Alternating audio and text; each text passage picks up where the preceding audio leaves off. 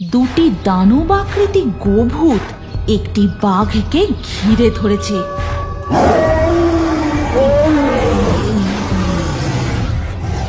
আজ যেন শিকারী নিজেই শিকারে পরিণত হতে চলেছে।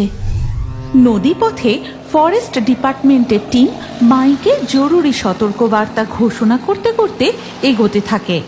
যারা জঙ্গলে ও নদীতে আছো সকলে শোনো, সুন্দরবনের জঙ্গলের গহীনে গোভূতের উৎপাত আবার বেড়েছে, তাই সাবধান। কেউ জঙ্গলে মধু সংগ্রহ করতে, নদীতে মাছ ধরতে যাবে না। যারা জঙ্গলে আছো তারা এক্ষুনি ফিরে যাও। মাধবী, শুনতে পাচ্ছ? মনে হয় ফরেস্ট ডিপার্টমেন্টের অফিসাররা কিছু প্রচার করছে। হ্যাঁ, তাই তো। ভালো করে শোনো তো কি বলছে।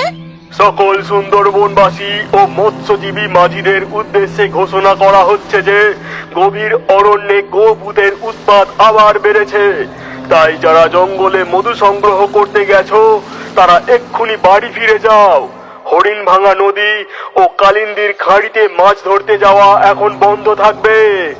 শুনছো কি বলছে? এই জঙ্গলে নাকি গোভূতের উৎপাত আবার বেড়েছে। এখন কি হবে? মধু কাটতে বেড়ে যখন পড়েছি, তা মধু না নিয়ে কেমনে বাড়ি যাই বলো? চলো চলো, কিচ্ছু হবে না। আজ না হয় একটা মৌমাছির চাক ভেঙে ফিরে যাব।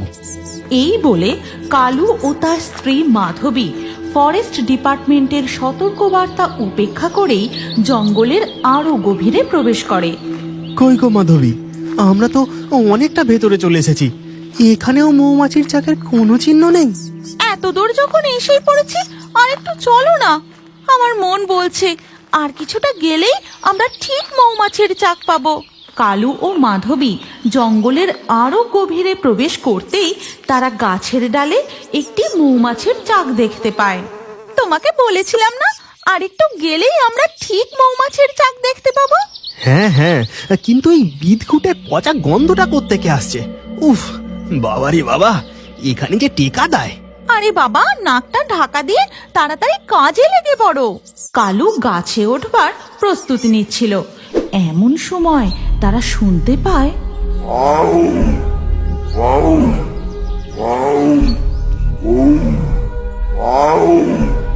সর্বনাশ! মনে হয় হাত দশেকের মধ্যেই বাঘটা আছে। একদম চুপ, আওয়াজ করো না। কালু আর মাধবী তাড়াতাড়ি করে গাছের আড়ালে লুকিয়ে পড়ে। তারপর তারা দুজনে দেখে সুন্দরবনের বিখ্যাত রয়্যাল বেঙ্গল টাইগার হাত ৫-৭ দূর দিয়ে হুঙ্কার দিতে দিতে যাচ্ছে। ঠিক তখনই বাঘের হুঙ্কারের শব্দ ভেদ করে আরো একটা অদ্ভুত গর্জন ভেসে আসে। বাঘটি সাথে সাথে চুপ করে যায়। মাধবী, দেখো, বাঘটা যে দাঁড়িয়ে পড়লো। কি ব্যাপার বলো তো? আমাদের গন্ধ পেয়ে গেল নাকি? না না, ওই বিকট গর্জনের আওয়াজটা পেতেই বাঘটা থেমে গেল। মনে হয় ওই আওয়াজটাতেই বাঘটা ভয় পেয়েছে। এরপর আবার ওই বিকট অদ্ভুত গর্জন। এবার বাঘটা যেন ভয়ে দৌড়তে শুরু করে। আশপাশ দিয়ে এক ঝাঁক টিয়া পাখিও ভয়ে উড়ে যায়। বলছি শোনো না, আমাদের না আর এখানে থাকাটা উচিত হবে না। চলো আমরা বাড়ি ফিরে যাই। হ্যাঁ, তুমি ঠিক বলেছ। চলো আমরা বাড়ি ফিরে যাই। এই বলে মাধবী ও কালু বাড়ির উদ্দেশ্যে হাঁটা শুরু করে। কিন্তু কিছুটা এগোতেই হঠাৎ তাদের চোখে পড়ে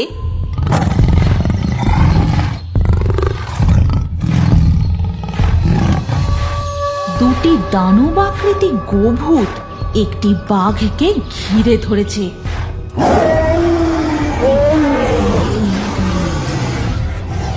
আজ যেন শিকারী নিজেই শিকারে পরিণত হতে চলেছে। হে বনবিবি, রক্ষা করো আমাদের। কি ভয়ঙ্কর দৃশ্য! এই সংকট থেকে আমাদের উদ্ধার করো। এরপর ওই বাঘটা কোনো রকমে প্রাণ বাঁচিয়ে আবার দৌড়তে শুরু করে। গোভূত দুটিও বাঘটার পিছু পিছু ধাওয়া করে। দৌড়তে দৌড়তে বাঘটা একটা ঝোপের মধ্যে ঢুকে যায়। তারপর গোভূত দুটিও সেই ঝোপের মধ্যে ঢোকে।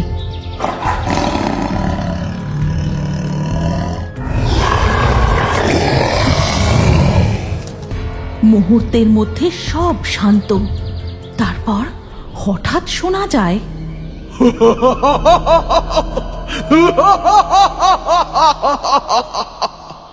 শুনতে পাচ্ছ? এটা কোনো মানুষের হাসির শব্দ না। হ্যাঁ তাই তো। আর অদ্ভুত ব্যাপার, বাঘটাও তো ওই ঝোপের দিকেই ঢুকলো। নিজের চোখ আর কানকে বিশ্বাস হচ্ছে না।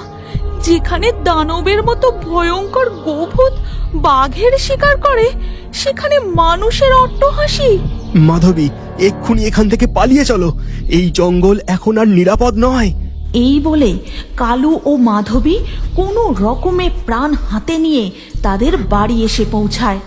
এরপর ধীরে ধীরে সন্ধ্যা হয়ে যায়। কেটে যায় বেশ কিছুদিন। মাধবী, আজ কটা মাছ ধরে নিয়ে আসি। এইভাবে ভয়ে বাড়িতে বসে থাকলে পেট চলবে কি করে? সাবধানে যেও। দুগ্গা দুগ্গা দুগ্গা দুগ্গা। এরপর কালু জাল নিয়ে বেরিয়ে পড়ে। তারপর নৌকায় করে নদী পথে যেতে যেতে তার সাথে দেখা হয় রঘু জেলের। কি হে রঘু, চললে কোথায়?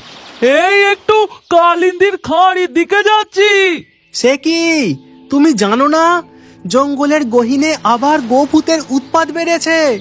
ফরেস্ট ডিপার্টমেন্টের লোকজন সতর্কতা জারি করেছে। আর তোমার সাথে ওই লোকটাই বা কে?